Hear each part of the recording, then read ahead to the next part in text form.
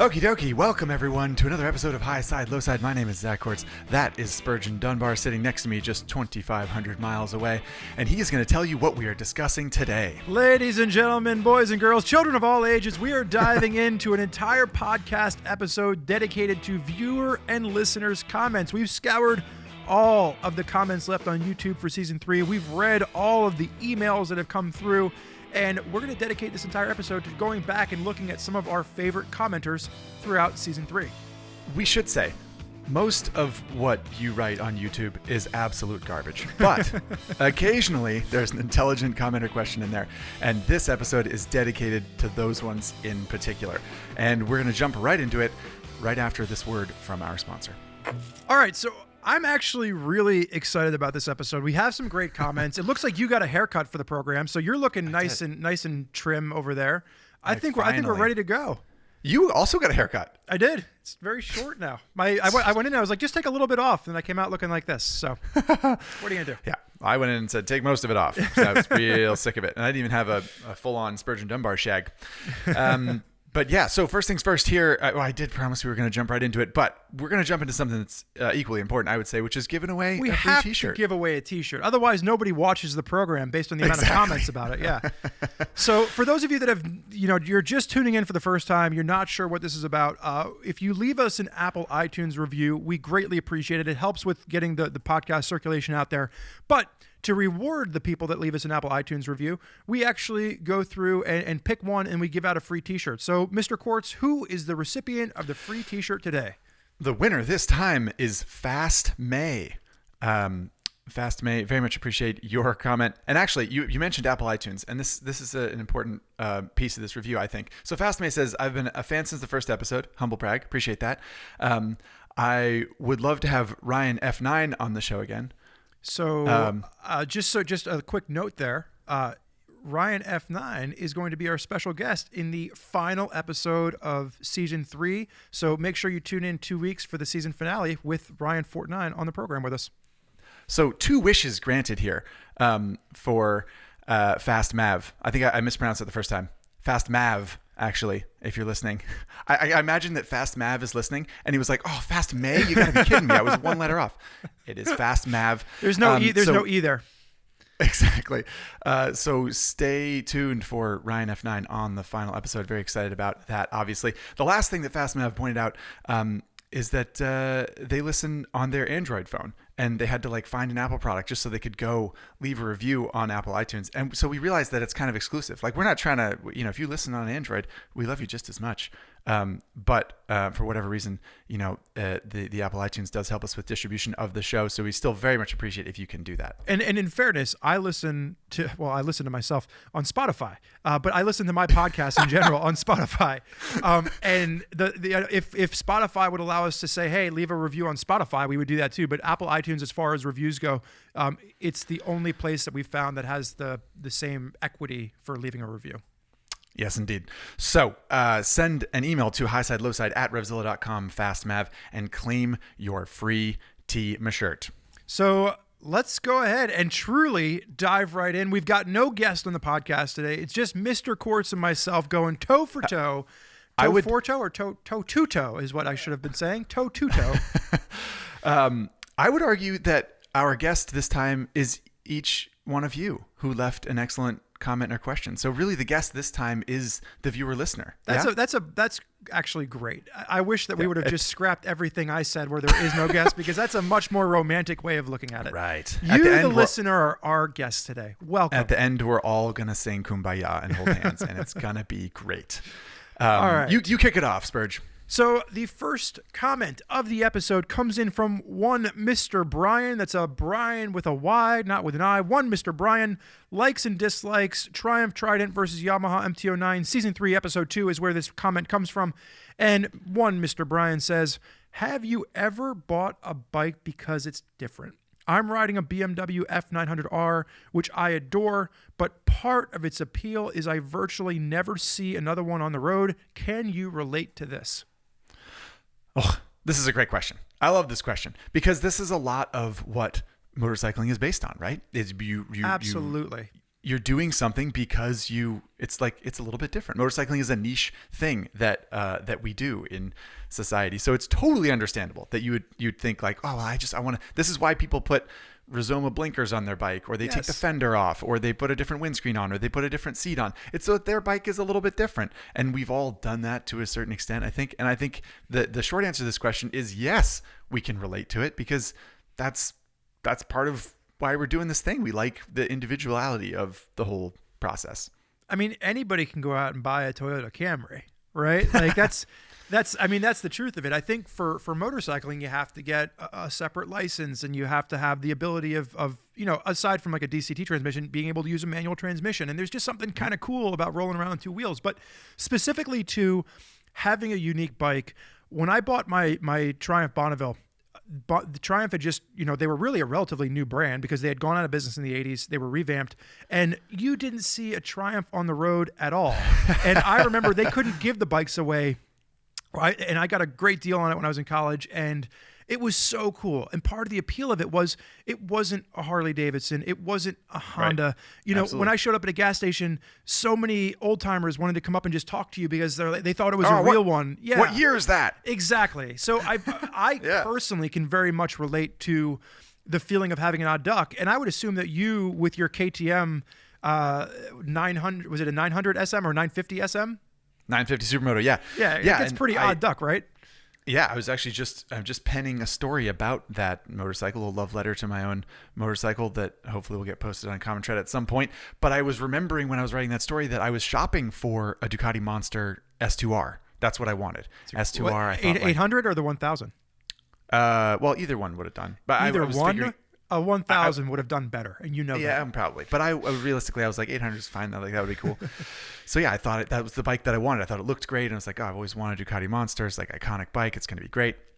And then I rode that KTM, and I was like, oh man, this thing is so awesome. And it is, by most accounts, a fantastically ugly motorcycle. Oh yeah. But it is very unique. It is unique, and I'm not literally, but like, I don't see very many of them on the road, and when I do, I'm always excited. So yes, I think that we can totally relate to that, and I think it's a reasonable thing to reach for. It's why the Harley P&A catalog is freaking 1,200 pages long, and it's part of the reason that we get into this. So reaching for a bike, whether it's a BMW F900R or a Triumph Spurge. What Spurge is trying to say here, by the way, he was Triumph Bonneville before Triumph Bonneville was cool. That's what I was trying to say. Yeah, I am the original.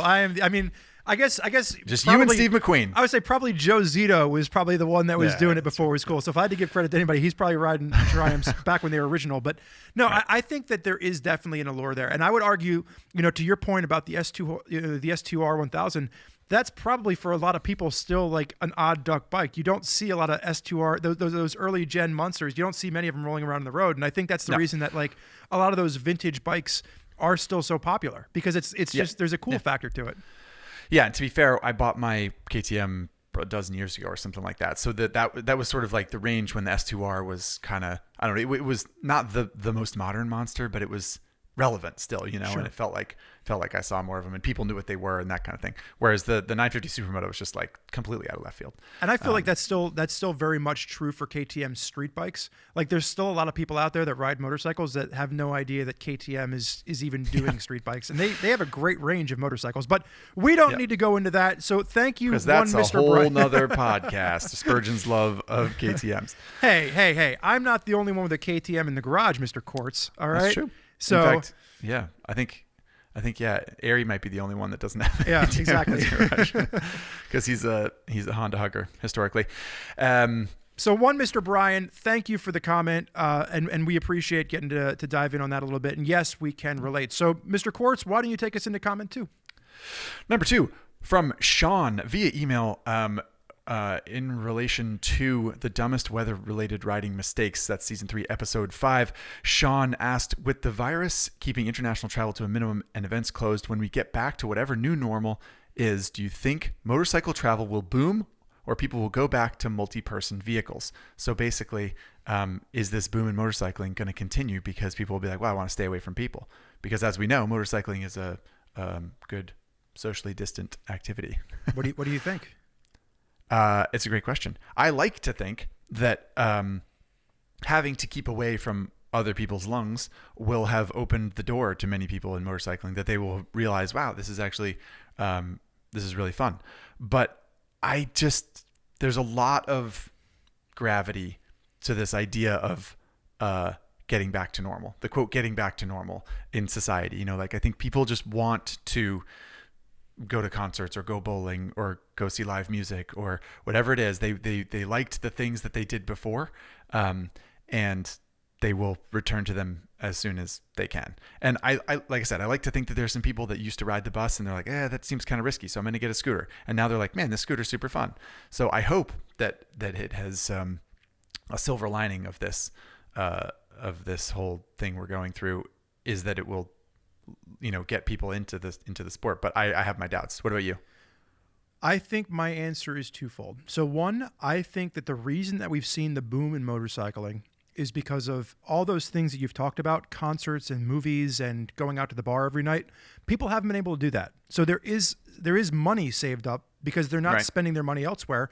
And that money was spent on motorcycling. There was a huge, sales boom at the end of last year. Once those things open back up, I do think people are going to have more options with how they want to vote with their dollars. So I do think that could be a strike against it. However, I don't think we're ever going to go back to normal, at least not in what normal was before the pandemic. And the example I'll give is working from home. Prior to the pandemic, there were a lot of companies, RevZilla included, that wasn't sure if you could work from home. Is it doable? We had to come into the office every day. And now what we've seen is that people can successfully work from home. I don't think we'll ever go back to normal of having to spend 5 days a week in the office. So I don't think the return to normal will ever be returned to what it was prior. And because of that, I do think there's a lot of people that have gotten into motorcycling or that have returned to motorcycling that are going to continue with that. So I am hopeful that really what we're going to see is this sparks like a new flare of excitement within people to keep it going. Yeah, I like that. And I think it's safe to say that Sean is one of them. And I think I would hope so. If you're an enthusiast listening to this podcast, you call yourself an enthusiast, as perhaps Sean does, then I think you see this as an opportunity, because I do think that there's going to be some nuance to the way that people travel, the way that people interact with the world.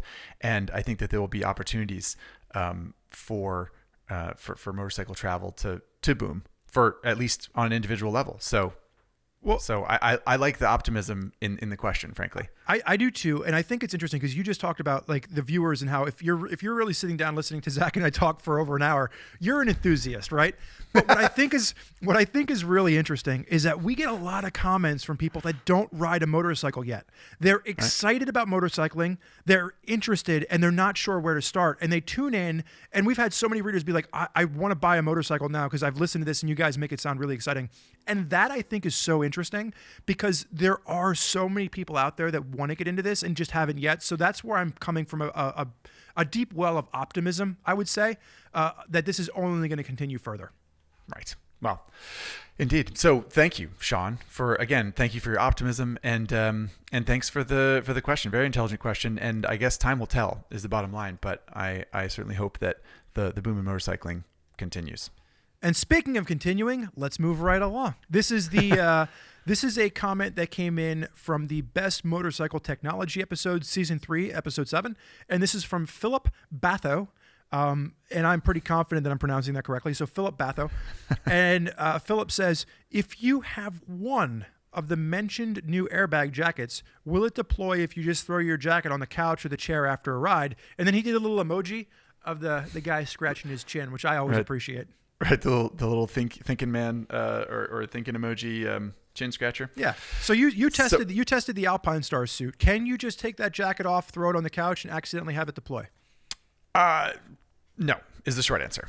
The longer answer is it is technically possible, but this is the way that it works. The system senses movement. Essentially, we won't go into any more detail than that. And so what this question is centered, what Philip Batho's question is centered around is like, well, if it senses movement and it senses that the jacket is moving in the way it might when it was when a person was crashing, but I'm just throwing it on a chair, could it not go off? And there is the only potential for that to happen is if the buckle is latched on the jacket. So each vest and They don't like a vest. Sorry. Each system that's used, the Alpine Stars one, for example, it has a Velcro and magnet buckle at the top of the garment, at the top of the zipper, and if that is not contacted, then it is not active. It's not armed. It's not on. Even if the power to the system is on. So yeah, it won't. If you take it off and throw it on a chair, it's not gonna go off because the jacket knows that you're not wearing it, essentially. And the other part of that too is that the algorithms are pretty specific. So like it has to be a pretty excited jolt to get it to activate. And the Dainese one's the same way, right? It has it has an activation. You have to turn it on. So if it's not turned on, if it's not activated, just make sure you're turning it on, off, and unlatching the things before you just go and throw it somewhere. Yeah, but the algorithms are quite advanced as well. Someone who worked at Alpine Stars told me that they tested the street. They were in testing the Street Tech Air 5 system. They rode. They're riding an ADV bike around and actually fell off their ADV bike, but at really low speed. So like the bike kind of tipped over and they just sort of like tripped and fell and like put their hand down and the jacket did not go off.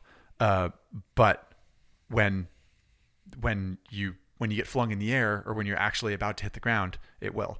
So it's just, I mean, it's decades of research and really advanced lines of code at this point. So again, I would say, it's probably interesting too, because if we go back to just even the tethered systems, right? One of the questions we used to get all the time with the tethered systems was, if I get off my bike and start to walk away, will I accidentally, set the airbag off?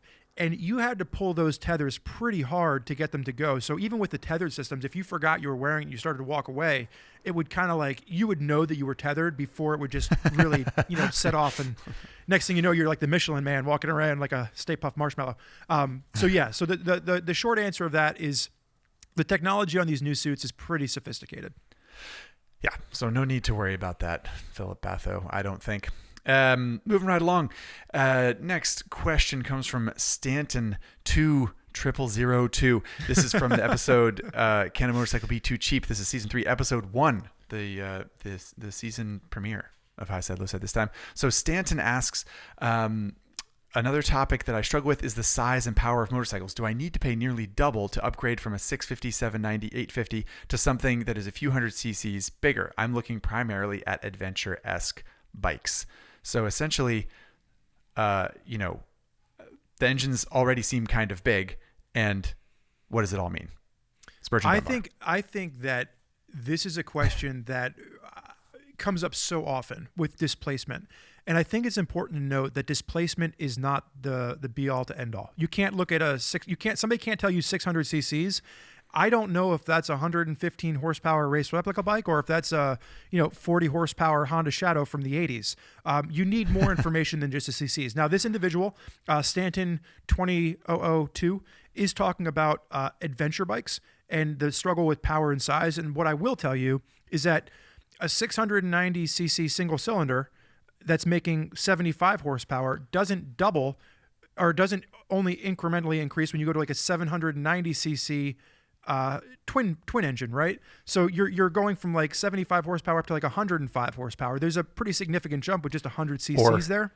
Or even a KLR 650 to a KTM 790. Like, exactly. The engine's only a little bigger, but it is a massive, massive leap in technology and power and size. But picture going from a KLR 650 single cylinder engine to a KTM 690 single cylinder engine. It's like almost double the horsepower, right? Like so there's so much more than just a displacement with this.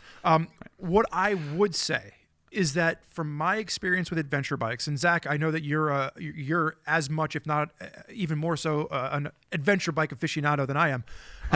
I find that middle to lower displacement bikes are usually the best. Now, if you're going for long distance touring and you're going to be cruising on the highway for 90 miles an hour for a long time on end, getting something with a little bit more weight, and engine size does help to keep it a little bit smooth. But I can ride all day on a KLR 650 or a 790 Adventure R. There's so many great bikes out there now that are smaller in displacement. Yeah, and I mean this goes back to what I don't know about. I'm not sure about your dad, but my dad always, when we talk about motorcycles, he'll say, the new Bonneville Street Twin is a 900, right? Yeah. And that's the smallest one you can get. Back in my day, a CB750 was the biggest motorcycle in the world. That's how I picture your dad talking. Yeah, maybe not quite as Colonel Sanders as that, but anyway, the point is, he always points out, like, a 650 Triumph was like, that was the hot rod. I mean, that was just the hotness. It was so fast, and it was absolute. That was the pinnacle of performance. A 650, yeah. And now you can't even get one that small. And the only reason I bring that up is that keep in mind that this displacement conversation does actually, it exists in this space that we've created in the modern world. Because if you think about an R1250 GS, right? Like that's a huge, flagship bike. And if you want to ride that bike from Key West to Alaska, you'd be comfortable at 90 miles an hour on the freeway for many hours. You can also do that on a Versys X300. Yes. There's no practical difference. There's no people have ridden 90cc motorcycles around the world. There's a bit of a comfort difference, but it's a little bit. But it's a little bit. It's not exactly equivalent to the price range and the price difference. Especially when you think about how far we've come. Yeah. We're talking about this moment in time, and you could say like, oh well, the difference between R12 GS and a Versys X300 is massive. It's huge in price, in features, in comfort, and that's true within this era that we are in right now in this moment. But over the course of motorcycling history, like we're living pretty well here, and you shouldn't. To get back to what was the person's name? Stanton. Stanton 20002. Right. So Stanton's question is like, do I need to pay thousands more to get a little bit more? And the truth is, you don't. Like if you have a Versys 650 and you're like, oh, I think I need a Versys 1000 because I want to ride across the country. You don't need that. So this is something that drives me insane quite a bit, just in the fact that I have been that person where I had the Bonneville that we were talking about earlier. I had this Triumph Bonneville that I've done cross-country trips back and forth on. I started doing off-road with that because that was the bike that I had. And I think it's really important to note that there is so much you can do with the bike you have before having to get into something else. And it's all about the comfort, right? Like, yes, do I look a little bit big on my Bonneville? I do. I'm a big guy. Is it the most comfortable bike in the world? No. Did I come up with like some makeshift way for cruise control by locking the throttle cables open? That was probably a dangerous idea. I did, but I survived. And like, I guess that's my message to all of you out there is that ride the bike you have or ride the bike you can afford. Don't feel like you have to get something bigger to do that. That's inspirational words from our friend Spurgeon Dunbar. So hopefully that answers your query, Stanton. I think it sounds like you're on the right track. And I will say, it goes back to one Mr. Brin's first question about riding a bike because it's different. If you ride the bike you have and you have goofy throttle stops and like you tinker with it, it just becomes more a part of your family. Exactly. Now, before we move along to Elijah Bling, who is our next commenter, let's take a break so we can get a word in from our sponsor.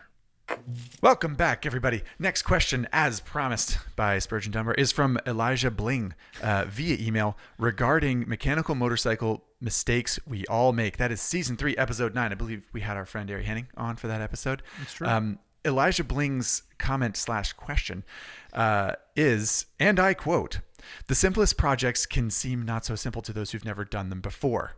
Smart. Good observation. I've heard a lot about Moto Guild, a shop that doesn't offer mechanic services. Rather, you rent garage time and tools, and a professional is on hand to guide you through things first time safely. What do you think of places like this? Spurgeon Dunbar. I think they're great. We have one here in Philly. Moving on. Yeah.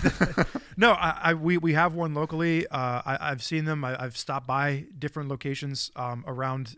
There was a place in Nashville that was like this. Wasn't officially a Moto Guild, but it's great because they have people on hand that can help you. They've got the tools for you to use, so you're not investing in a bunch of tools. And usually their hourly rate is something comparable to, actually more affordable than what you pay for a shop. So if you're willing to do it, you want a helping hand, you don't have the tools, I think it's an awesome source. And honestly, to Elijah Bling's earlier comment about the simplest projects can be not so simple, 100% agree. That's why, yes, when we talked in that episode about like certain projects that might seem intimidating, when I was talking about like a clutch basket, right? Like that was one that for the longest time, I just never did it because I was like, oh, this seems like it's going to be hard. And then somebody was like, no, dude, this is super simple. Yep. And so I agree with that. Yeah, 100%. And the opposite is definitely true as well, right? You're like, oh, I'll just change the who's and what's it, and then you're like 10 steps into a 3-step process, and you're like, holy crap! Well, I don't have this wrench, and what am I doing? So yeah, I'm glad that Elijah Bling brought up Elijah Bling. Sorry, Elijah Bling. Elijah Bling brought up this this topic because those places are great, and if you have not heard of them, especially if you live in a city like San Francisco or New York or whatever, and you don't have space to work on your bike or that kind of thing is tricky, definitely look for a place like that because they are excellent resources and it's a great idea, and it does offer some structure. Oftentimes they have classes at places like that as well. So yeah, they're great. They're great things to look for. If you have any interest, please do some research on shops like that. So thank you, Elijah Bling, for your comment. So this next comment came in from Nate Lean here on episode 3 of season 3, the 150 horsepower 249 adventure bike that does not exist. And he just this is just a very simple comment, but he commented and said, this entire episode reminded me of the Homer Simpson builds a car episode of The Simpsons. And like, that's all I could think of when we were doing that episode. So I'm glad that somebody threw it in the comments. If you've never seen this episode of The Simpsons, Homer finds out he has a distant cousin that like works for like GM or something. They invite him in as like the average man to design a car, and it's like the worst car. The entire company, and the entire company fails.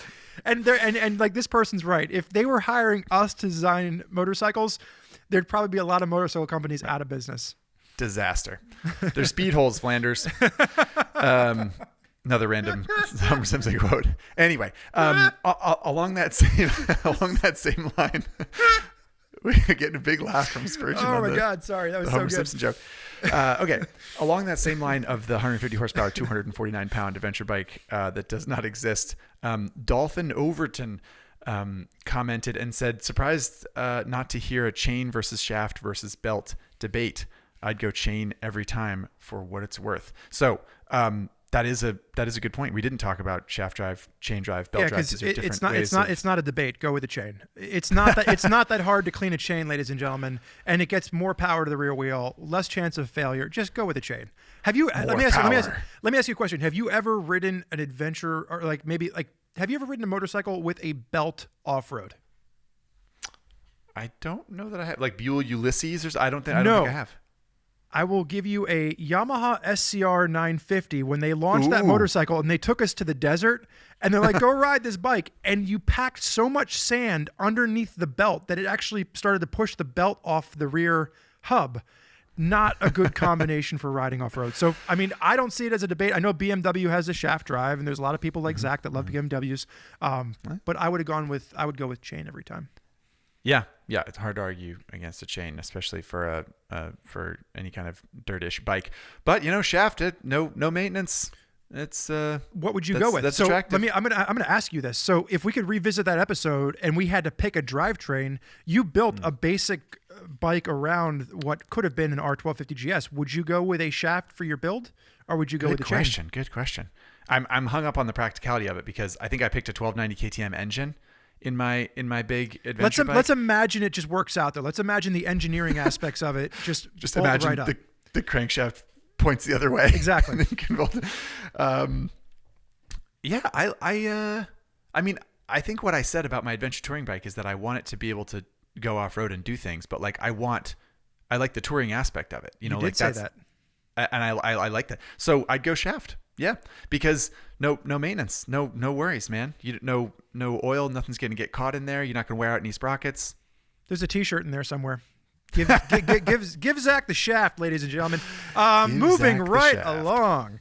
So those were some just quick comments there that we liked. I would obviously go with the chain drive because I don't see the downside to it. Zach, why don't you give us the next one from Martin? Oh, why, thank you, co-host Spurgeon.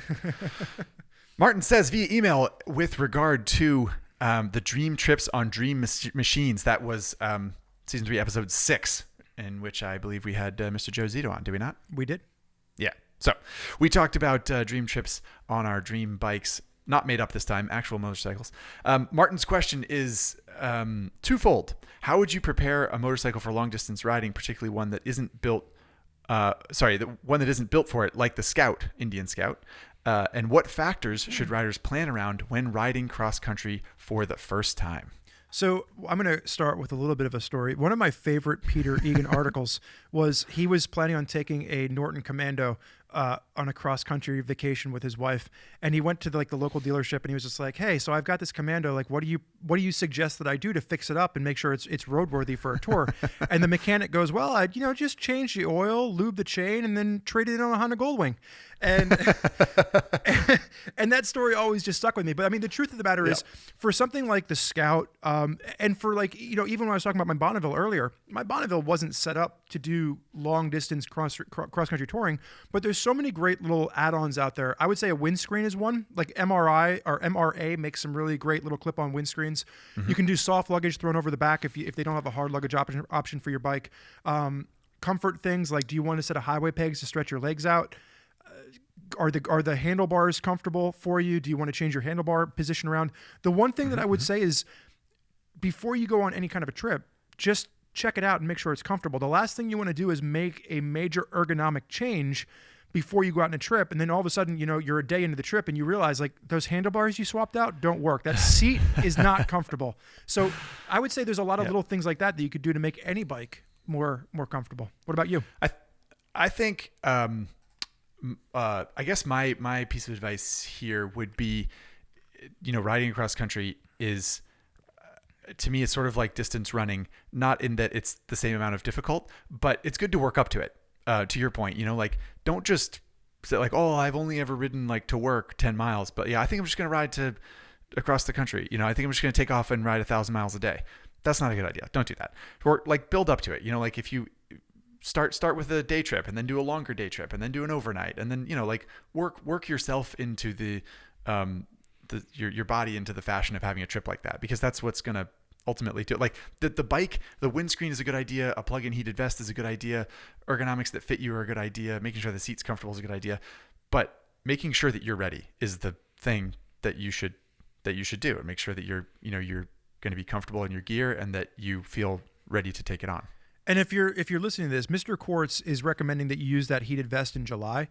He runs cold all the time, so he likes to wear a heated vest all year long. No, I think that's a great point. But I would also say, for the cross-country trip aspect, you don't have to do 1,000 miles a day. Plan a trip out where, if you've got a week, do 350 miles a day and go across the country halfway and back. And you'll have a much more enjoyable trip, because you won't be just trying to race against the clock to put down big miles. I like that. I like that advice as well. I'm going to end the response to this question comment with a story of my own, from a mechanic friend of my family's, who said one time this kid showed up at his shop and he had a Honda Trail 90, I think, or a Trail 110 or something. And he said, "Hey, I just bought this, mister. Can you fix it up for me?" And he was like, "Oh, sure, no problem." So he adjusted the chain, lubed the chain, and made sure the bearings were okay, and gave the engine a little tune up, and was like, "All right, man, have fun. Thanks for stopping by." And he said, maybe 9 months later, or the next summer or something like that, the kid shows back up at the bike and he's like, "Hey, can you give it another tune up?" And he said the thing is trashed. It's just the chain is just completely toast, and the tires are worn out, and it looks like it's bent to hell and back. And he's like, "Yeah, I can tune it up, but what, if you don't mind me asking, what did you do here?" And he said, "Oh, my girlfriend and I, this guy's in Massachusetts, by the way." He said, "My girlfriend and I rode out to California and Washington State and went down through Texas, and then we came back." And he was like, "I beg your pardon? You rode this Trail 90 or Trail 110 across the country, around the country and back?" And he said, "Yeah." And he said his first piece of advice was, "I would put a ring on her finger right now." Yeah. If she will do that with you. That's amazing. What a great story, though. And I think what an inspirational piece of advice for anybody out there. That's half the adventure. And I think that, going back to the BMW comment earlier, where yes, if you want to go cross country, an R1250 GS is amazingly comfortable, but you almost lose some of the story. My favorite bikes are the ones that are inappropriate, the ones that are a little bit smaller, because you do get more of a story out of it, and there's something fun about that. Sure. If you rode a Honda Monkey all the way down Baja. Who would be crazy enough to do such a thing? Nobody would be stupid enough to do that. So moving right along. Actually, I think it's your turn. Is it David not? Kuhn is our next one. Go. KUHN, Best Motorcycle Tech, Season 3, Episode 7. And David says, So regarding tires, does it even make sense for most riders to bother with track tires anymore? I've seen vloggers testing track bikes, and they're on, and the times on slicks are only marginally faster, if not faster at all, than on good performance street tires. And this is a really appropriate question because I think you and Mr. Henning just wrapped up a track day up at Sonoma on GPR 300s. We did, yeah. So that was we bought 4 tires for $347, I think. So yeah, just goes to show you don't need expensive tires to go to racetrack. I have a couple of other anecdotes.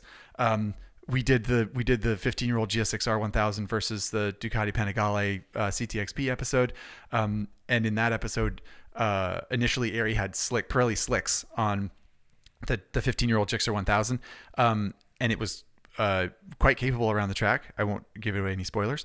And then we were like, well, let's just see what happens if we put the Pirelli Hypersport tires, the street tires back on. Yeah. Granted, Hypersport street tires, but still street tires instead of the slicks. And we went the same speed on the street tires as we did on the slicks. So that doesn't say much as us for riders, I'll admit that, but it also says a lot about the street tires. And the last thing I'll say is yeah, this comment is right on the nose. Like, you do not need tires that are high performance as you think you do. And a good reference point for this is a Common Tread article written by our friend Ari Henning last December. It is titled "Why You Should Buy Sport Touring Tires Instead of Hypersport Tires," and he explains the construction of the tires, how the rubber is put together, and why it makes more sense to use those tires. Oh, if you're riding primarily on the street, even if you are the most aggressive street rider out there, getting a set of like Michelin Pilot Road 5s is going to be your best bet because it's better for all season performance. So if you get caught in a little bit of rain, and they're so aggressively good that you can burn the hell out of them. For another just little side story, I've done California Superbike School a couple times, and they put Dunlop Q3s on all their bikes because they get better mileage out of it. They warm up faster. It's a better all-around tire for somebody that's not, going at race pace level. So I would say for anybody out there wanting to do a track day and you want to use your regular street bike, like most of the tires out there right now are pretty darn good, and you probably don't need anything special for it. And while we're at it, if you see someone on the street, David Kuhn, and they have race rubber or slicks or something on the street, they're doing it wrong. And you may tell them that. And tell them Spurgeon Dunbar sent you. Yeah, not Zach Quartz. Tell him Spurgeon Dunbar sent you. Thanks, Zach. Yeah, absolutely. Absolutely. Moving right along. Next question. I should have had you take this one because the name is kind of hard to pronounce. I picked David Kuhn because I could pronounce that one. This one's all you, my friend. This question comes from Balmung Taishu. You actually did that a lot better than I would have been able to, so that's pretty good. Old Balmung. Old Balmung Taishu has a good question. Actually, this is in regard to the best and worst motorcycle news of 2020. This is season 3, episode 4. I do believe the Silver Fox Lance Oliver was our guest for that one. Balmung's question is: should motorcycles auto brake like cars? What do you think, Spurge? For those of you listening in the podcast, I'm shaking my head no. He's shaking his head. I mean, the reason that I get on a motorcycle is I want to escape some of the technology that has come on cars. And we've talked about this before. This is nothing new for the audience. The audience pretty much knows how I stand on this stuff. Like, the truck that I'm driving now is the first car that I think I've ever owned that has ABS on it. Right. And I still have a manual transmission truck. So I am very careful about what technology I want on my vehicles. I think that the technology being available for motorcyclists, for people that want that added safety element or want some extra level of protection, is absolutely fantastic. And the traction control stuff that you can dial in for off-road is amazing. And the fact that you can get all these warning lights on your bike, that's great if you want it. But I think that there is something to be said for the element of escaping some of that when you're on a motorcycle. But that's my personal thing. You've actually ridden bikes that have it, the new Ducati Multistrada V4, so you probably have more of a thought on this. Well, yeah, I rode that Multistrada V4, and it did have the radar equipped, and it did slow down for me. Like, if a car slows down in front of you, it slows down. If you have the adaptive cruise on, that is. And I'm conflicted here because I have also been in an accident in which a car slowed down in front of me too quickly and I was not able to stop and I hit the back of the car, which is not a highlight of my motorcycling career. But I will say that it's entirely possible that in that situation, if the computer had recognized what was happening sooner than I did and either like somehow alerted me or started slowing down, then that might have been a different situation.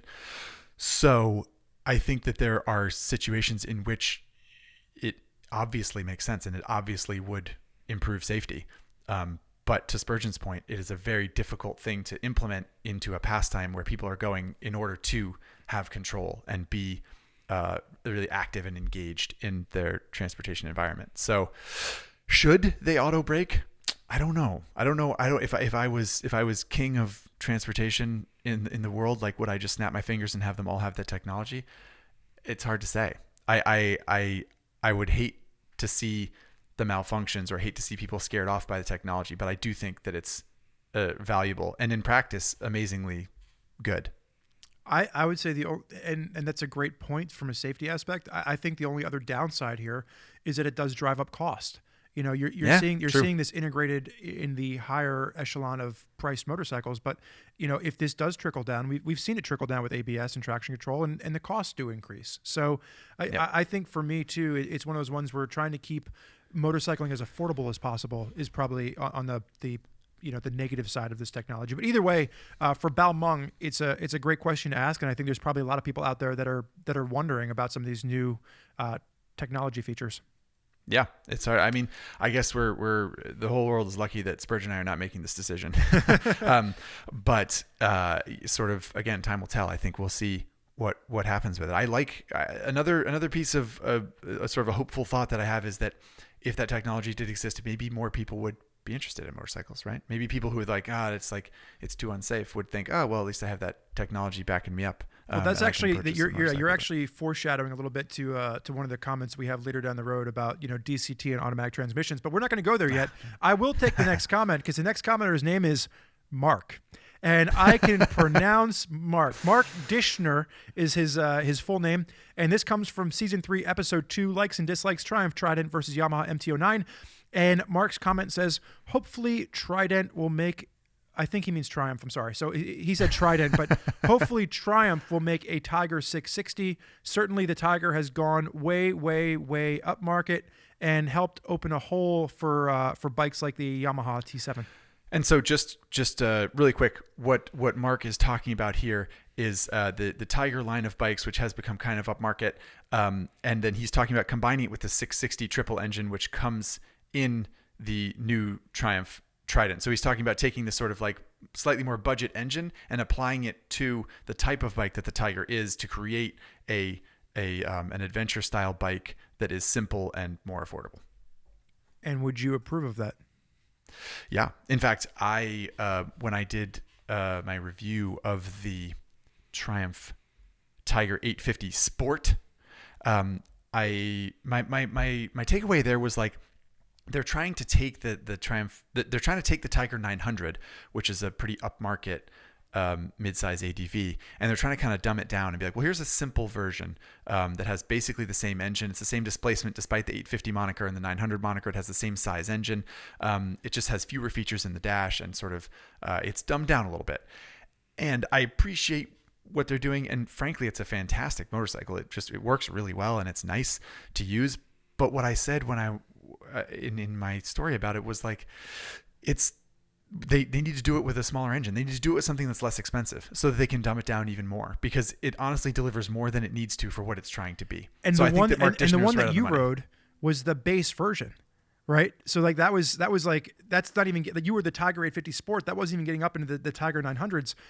Right. And for me, so when I bought I owned a Tiger 800, a 2015 Tiger 800 XCX. And at the time it was the top of the line. And it was $13,500, right? That yep. You could walk into a dealership, and if you paid full MSRP, $13,500 for the top of the line Tiger 800. I just got back not a year ago now, when I rode the Tiger 900 Rally Pro in Morocco.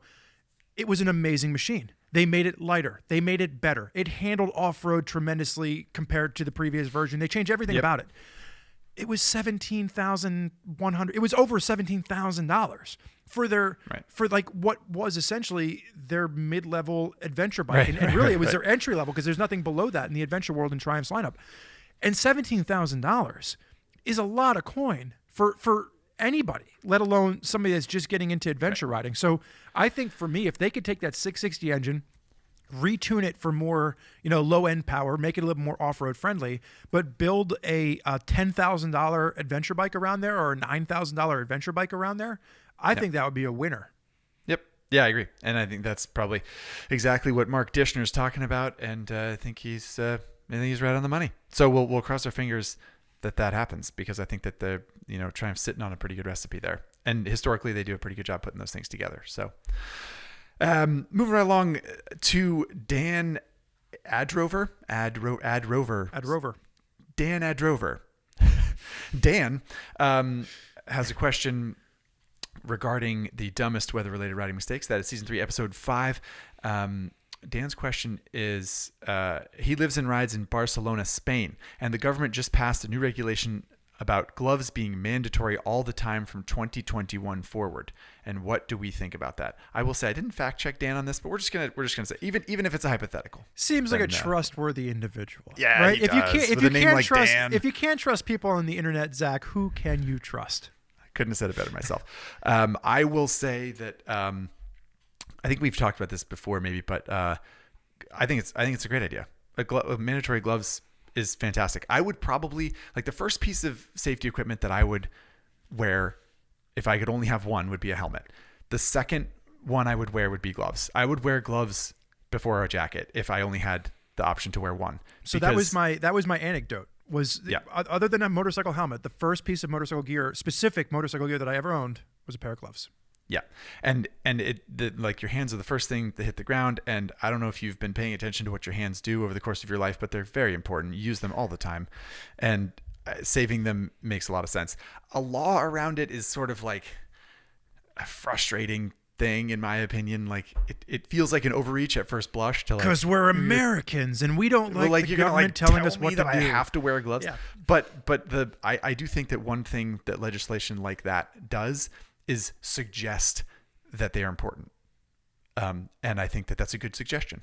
It's suggested by making it mandatory. But either way, even if it wasn't mandatory, both Mr. Quartz and myself would highly recommend that all of you out there wear a helmet and put a pair of gloves to protect these big old paws of yours, because it is the first thing that hits the ground. Do you have any idea where people could get a good deal on gloves? Well, never mind. Just move on to the next question. If only there was an online retailer that ships stuff efficiently to your house. Anyway, moving right along to Kyle. I realize that we're saying moving right along. We should probably come up with something different to transition. So jumping on over to the next comment, we've got Kyle Martin. The episode is season 3, episode 4, the best and worst motorcycle news of 2020. This was Lance Oliver was on the episode with us? I believe so. Yeah. And then this is Kyle's comment says, since you guys seem to lean more towards adventure bikes, I was just curious, what are your feelings towards the Harley Pan America? Right.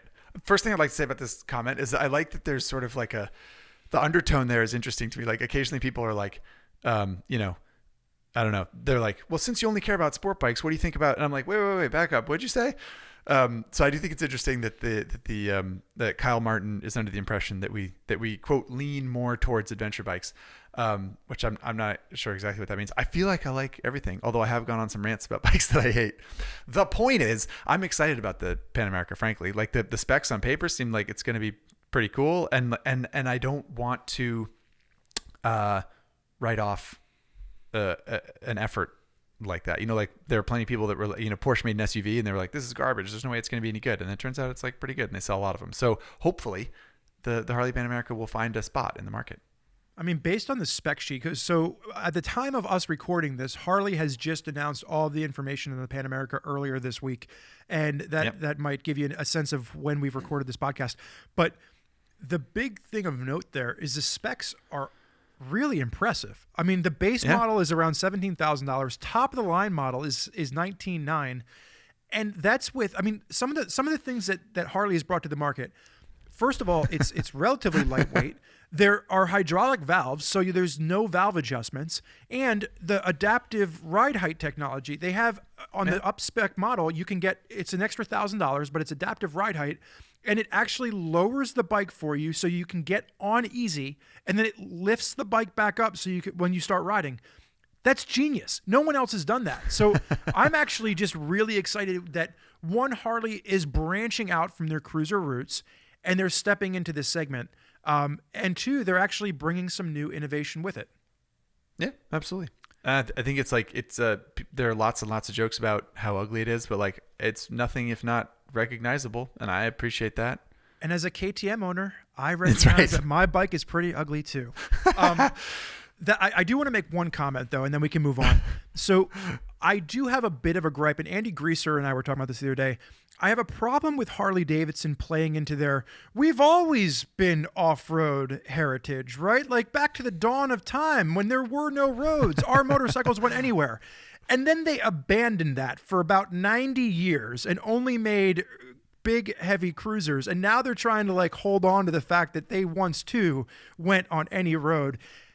I just let it go. Like there's like you can't really. That's like Triumph playing back to like they had the same bikes that were built in the '60s kind of a thing, and it's like it doesn't work for me.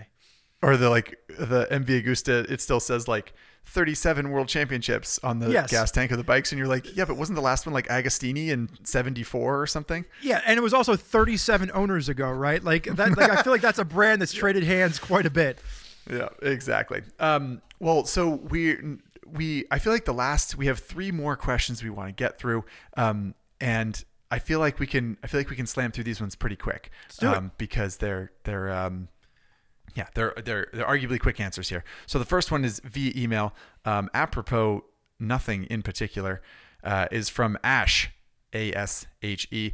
Ash asks, how do you overcome the fear that you may encounter bad weather when planning a multi-day trip? My wife and I are planning a few trips, but are both concerned we may have to ride in the rain on remote, windy roads. We don't want this worry to get in the way of enjoying motorcycling. I love this question. I mean, let's just take the mystification out of this. You're probably going to run into bad weather.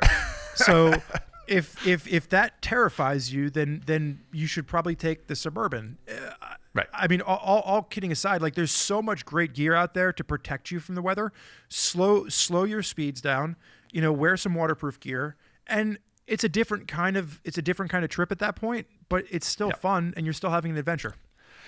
Yeah. The bottom line here is you can't guarantee that you won't get wet or blown around or that it won't snow when you're camping when it was supposed to be warm. That's part of it. That's part of traveling on a motorcycle. I think that the last part of the question, we don't want this worry to get in the way of enjoying motorcycling. I think if you can embrace the adventure of the unknown a little bit, like obviously you want to be safe. Obviously you don't want to do anything reckless, and you don't want to be in over your head. But it's hard sometimes when you're riding and it starts raining and you think, oh boy, I'm going to be wet for hours now. But honestly, that's sometimes where the greatest bonds in motorcycling come from, and the most fun stories. I mean, that's when you're stopped on the side of the road at a cafe trying to warm up, and you find some little roadside place that you didn't find before. There is, and you don't have to spend a lot of money to get waterproof gear. You can get just like an oversuit. For under $100, I would say if you go too cheap, it does tend to rip and fail on a motorcycle. I would go with at least a motorcycle specific rain suit. But again, you can get an oversuit for you and your wife, and whatever existing gear you have, you just put it over top of it and it keeps you dry. I will say, funny little anecdote, and then we'll move on. Lance always likes to make fun of me for this. My dad does too. We talked about it in a previous episode. Like I have made the mistake numerous times of like going out with my dad for a ride or a buddy, and like they're like perfectly appropriately, they've got their rain gear with them, and I end up riding in the rain the whole time because like I just leave all my stuff at home. So you just have to remember to pack your waterproof rain gear and take it with you on the trip. Right. I always, Ari makes fun of me oftentimes, but any road trip of any length, I always pack 2 pairs of gloves. Like whatever the weather's supposed to be, however hot or cold it's going to be or is right now, or whatever I think it's going to be, whether the gloves I pack are waterproof or perforated or whatever, I always just pack 2 pair because Ari's not the only one that makes fun of you for that. We all behind your back around the office make fun of you for doing that. So I didn't realize that, but yeah, I like having a spare pair of gloves on the bike. So this next comment, we're going to move because I want to get to this one, and this one's aimed right at you, Mr. Quartz. Kevin Mills wrote in and said, and this is off the season 3, episode 2, 150 horsepower, 249. Adventure Pike doesn't exist. Episode 3, sorry, season 3, episode 3. Kevin Mills says, has anyone from RevZilla ridden in Australia? Zach, do you know anybody that's ridden a motorcycle in Australia? This seems like such a specific question. I wish we knew what it was related to. Do we have any background on that actually? I think we just have a lot of people that view us in Australia. Oh, okay. And everyone's sort of like, have you ever ridden here? They want to know. They want to know if we're hanging out with them, if we're friendly with the Aussies down under. I mean, I've ridden with Rennie Skaysbrook, which I feel is kind of like riding in Australia. It's part of the experience, certainly. Yeah. So, to answer your question, Kevin Mills, yes. There are people from RevZilla who have ridden in Australia, namely Ari Henning and myself. We did the GSXR 1000 launch at Phillip Island a number of years ago. We made a video about that. We rode through Melbourne and out to the 12 Apostles, which if you're from Australia, you're probably familiar with. I realize that's probably a touristy spot and no one's going to be impressed that I rode there. But the point is, we did ride in Australia. And I've ridden an R1200 GS out in the Blue Mountains, I think. I went to Jenolan Caves and I went to Bathurst Raceway and also rode at Eastern. Sorry, it's not called Eastern Creek anymore. Sydney Motorsports Park, I think it's called. I've been to Australia a few times. I've ridden around there. I freaking love Australia. I don't know why you'd ask that question, but I hope that satiates some. I think what the listeners really want to know is, what are your thoughts on Vegemite? Oh, well, it has to be used sparingly. That's what I'll say about Vegemite. And it, by the way, tastes like Lowside. Anyway.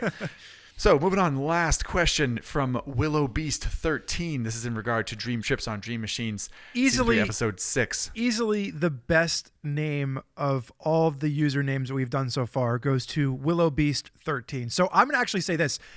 Willow Beast, if you're listening to this, go ahead and shoot an email to Highside, Lowside, and I'm just going to give you a free t-shirt for having a name like Willow Beast. Okay, there you go. You struck a nerve with Spurgeon Dunbar. So, final question from Willow Beast. Quote, I'd love to see an episode on why the United States seems to need massive displacement engines compared to the rest of the world. There seems to be a trend towards downsizing, which makes sense, but how did we get to where we are now, Spurgeon? How? I mean, look at the road without the United States highway system compared to other countries. I mean, joking aside, there's a lot of open highway space in between the East Coast and the West Coast, and I think that we've seen it even with our cars. I'm not saying it's right or wrong. I'm just saying that we have a lot of space in America that I think with smaller companies in Europe, there isn't that kind of space that we have. And I think a lot of that plays into this. Now, we have seen an increase in small displacement motorcycles. I think that yourself, myself, Ari, Zach, Ari, Brandon, Joe, we've all been talking about this. I know Lance and I go back and forth. You know, we all feel that small displacement motorcycles are better, and most of the ones that we own are relatively small displacement.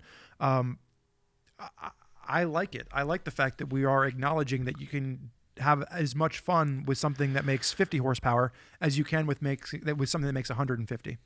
Yeah, I think that's true. I think the bottom line here, I believe, is the sort of the marketing and the culture of the United States. And I think that it can be traced to the interstate system, probably. You know, like there was a time when it was like, well, if you pay for the big money for the Packard or the Delahaye or whatever, then you can travel at 60 miles per hour for endless periods instead of your clapped out Ford, which can only go 40 miles per hour. But that was the culture, right? Like, I mean, you look at the 50s and 60s. I mean, actually back to when cars came around, it was how much power can we get out of them? Sure.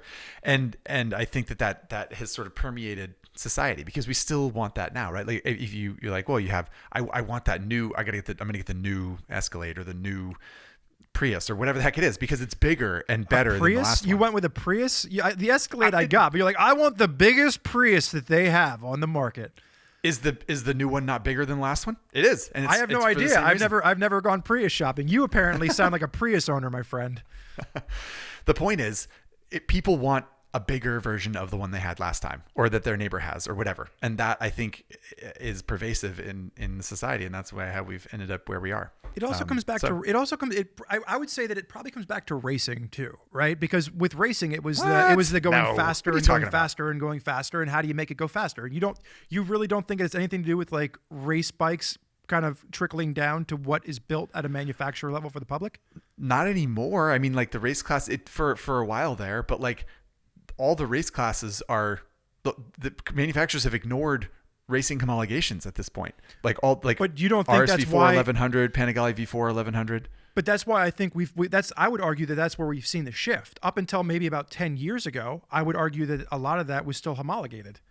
So they were just like chasing. That's where the horsepower war came from. I mean, I suppose. Look at what happened when Triumph was basically the first one. I mean, and you probably know more about this than I do, but like when Triumph released the Daytona 675, like they bucked that tradition of saying we have to fit into this narrow class of the middleweight to be able to race. And I think that's where you've seen a lot of this kind of trickle down start. Yeah, but to Willow Beast's point, they didn't release a 575 triple or a 475 triple and say like it doesn't need to be like they released a 675 triple and they were kind of like, oh well, but like sure it's bigger, but like it's a different mantra. But they made that, but they built a bike that was better for riding on the street versus the track, right? It didn't make all of its power up here. It had more of that mid-range area for fun on the street. That's not why they did it. Come on, that's exactly why they did it. Stop it. How dare you? It's not good it's better for riding on the street than an R6, which is sort of like both are bad bikes for the street. Yes. Okay, so that's the end of the comment section. We do have a couple of topics we want to circle back on. All right, so we got an email from an individual named Andy. And Andy wrote in and talked about how he's starting his next journey into riding in the coming season, and he has a leg disability. And he can't use his leg in the same way that you or I can. And he was looking for a beginner bike that had some functionality to help with this. And I believe it was his right leg. I think it was his left leg because he was asking about shifting initially, which is a good question because there are plenty of reasons that your left leg might not work very well, or your left ankle, or your left foot, or whatever. So it's a good question. So I went on to send him an email back and I explained about Honda and the DCT transmissions and really what Honda's doing, that you can just control everything with your paddle shifter. So then Andy had a follow-up email, and apparently he went to a dealer, and this is where I'm leaning to the fact that I believe he must have an injury with both legs, because sounds like it. The DCT he was extremely excited about, and he was excited that Honda's been trickling that down into lower displacement bikes, and that alleviates the issue of having to shift with his left foot, but it doesn't alleviate his final question to us was, I asked all the dealerships that I went to if there was any way to accommodate the brake no longer at my right foot, but somewhere on the handlebar, because I can't use my right foot to brake either. So it sounds like Andy was told that that's not an option. So a couple of things here. One, just if there are some new riders out there, like 70% of your stopping power comes from your front brake. So that's just one thing to know. And there are a couple of bikes out there that link the brakes together. So if you're applying the front brake, it still applies pressure to the back brake. But there is a solution for adapting a rear brake to the handlebar. And Zach, you actually had a little bit more information on this off the top of your old noodle than I did.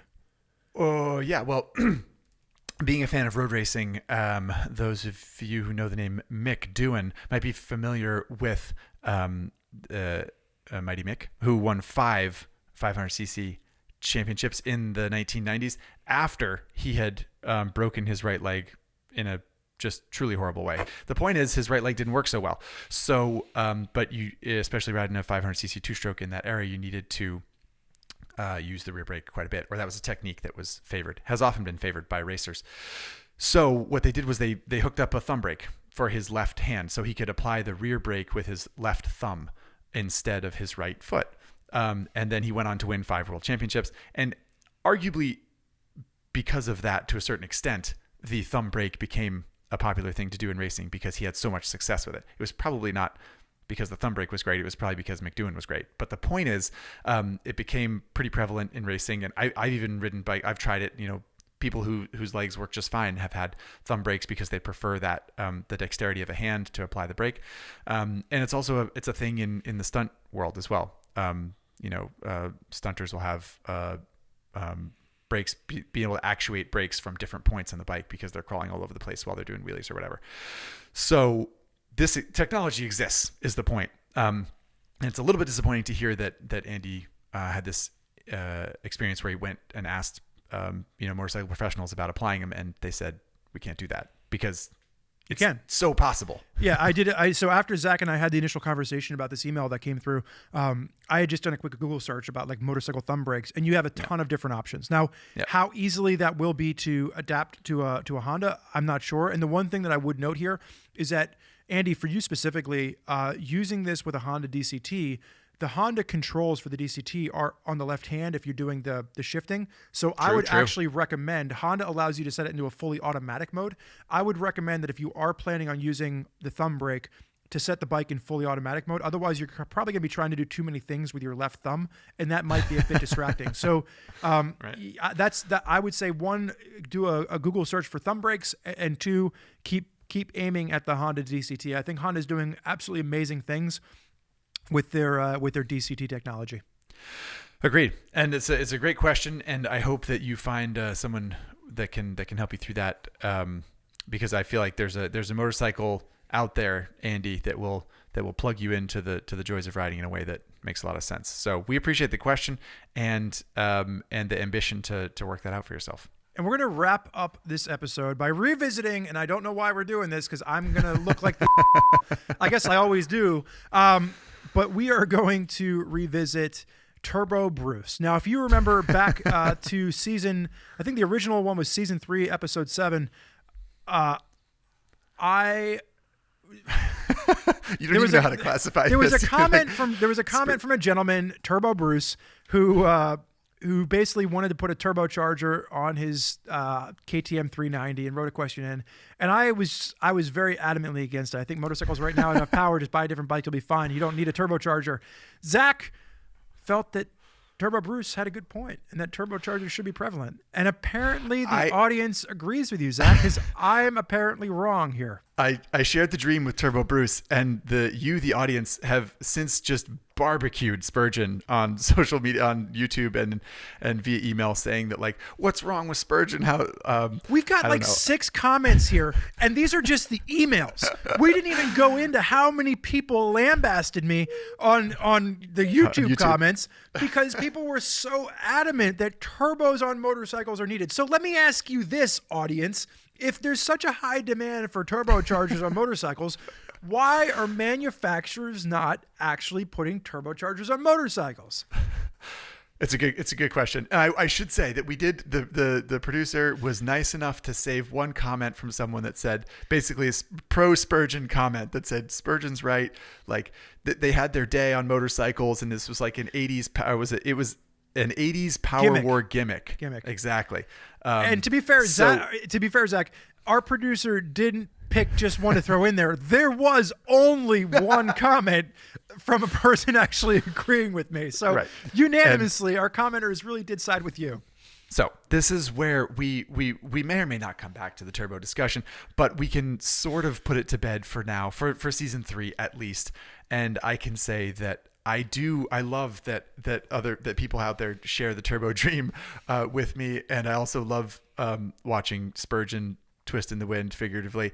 But to Spurgeon's point, companies like BMW, like Honda, like Ducati, like KTM, these are companies that have Kawasaki's got a freaking bullet train. They make helicopters, and I mean, like, these companies have massive research and development teams and budgets, and they see a lot of what's going on in technology in the world. They are not unaware that turbos exist in cars and that it's working.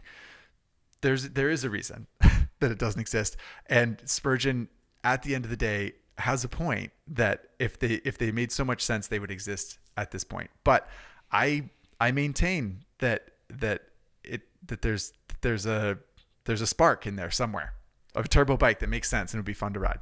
Well, for all of you out there, and Turbo Bruce, you have unanimously voted with your comments. Mr. Quartz and all of you are on the same page. You all agree with each other that there should be turbos in motorcycles. Get some t-shirts printed. I'm with Turbo Bruce. All right. Well, hopefully you have all enjoyed this episode. Actually, Mr. Quartz and I had quite a good time producing this one. I think it was really fun to go through all of your comments throughout the season and really look at some of the more thoughtful ones, some of the funnier ones, and we had a very enjoyable time digging into them, to put it plainly. Absolutely. It was super fun. We love it when you agree with us. We love it when you disagree with us. And there were plenty of suggestions, questions, concerns, comments that we just had not thought of. So please, by all means, keep on sending us comments, leaving messages, leaving comments on YouTube, sending us messages to Highside, Lowside at RevZilla.com. Comment in any way, shape, or form that you can, because we love it. And if you haven't already subscribed, make sure you subscribe to us on whatever your favorite podcasting app is. Go ahead and subscribe. And if you are going to leave us a review, make sure you do it on Apple iTunes. We get the most benefit out of that. It really does help. And to reward you, we're giving away a free T-shirt. The winner today is Fast Mav. Be like him. Leave us a review, or her. Fast Mav could be a man or a woman. Leave us a review, and we will happily send you out a free T-shirt if we select yours. And again, if you were listening earlier, Willow Beast 13. Can't even say it. Willow Beast 13. Shoot us an email over to Highside, Lowside as well, and we'll send you a free T-shirt too. I wonder if Fast Mav is Maverick Vinales of Yamaha MotoGP fame.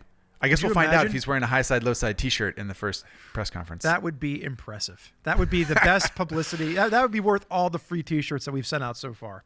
All right, everybody. Well, stay tuned. Watch your MotoGP, because you never know. Maybe Maverick Vinales will be wearing a Highside, Lowside T-shirt. Maybe he won't, but that doesn't mean he doesn't own it. And aside from that, ride safe, and please join us next time for Highside, Lowside. Keep leaving us those comments too. We enjoy them. See you later, everybody.